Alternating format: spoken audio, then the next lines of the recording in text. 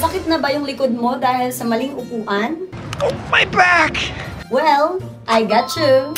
Sobrang ganda nitong office chair ko. This is the Muso E600 SE Ergonomic Chair. Tara! Diba? Naikot ka pa ng 360 degrees. Super bet! So far, ito na yung pinakamagandang chair na nabili ko sa tanang buhay ko. Mula nung naging work from home tayo. Woo! Pag tinatamad ka, punta ka doon. Punta ka sa kabila. Sobrang daling lumipat-lipat, oh. Hello! Sobrang ganda talaga nitong Muso chair na ito. Sobrang comfy, adjustable yung headrest. As you can see, ayan, pwede siya ganyan. Babaan, like this. Itong armrest, fully adjustable din. And pwede rin siyang i-adjust, bababa, itaas mo. So, depende kung saan ka mas comfortable. And ito yung pinakamaganda rito, yung binibenta nila, yung lumbar support. Tingnan nyo, pag umupo ako, talagang swak na swak siya. And sobrang bent na bent ko kung nare-recline talaga siya ng ganito.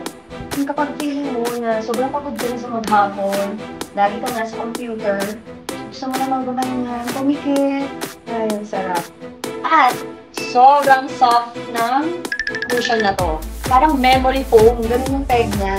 So, I just don't know what kind of foam is this, pero ang lambot talaga niya. Sa lahat ng tinry ko, nung naghahanap ako ng office chair sa malls, talaga nung napaupo ako dito, sabi ko, ito na talaga yung bet ko.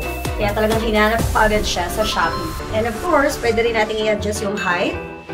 So, depende sa inyo. Yan, ayun ko siya.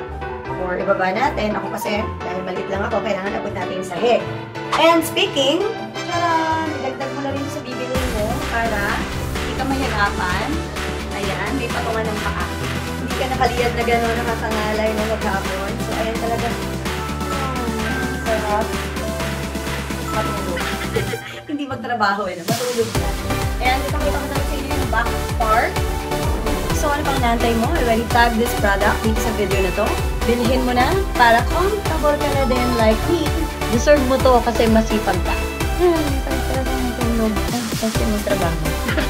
Parang cute nga pala dito, no? Ito yung mga backlight ko under my laptop.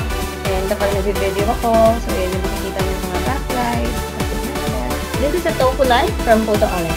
Meron dito tripod and sobrang daling nabitbitin kahit saan.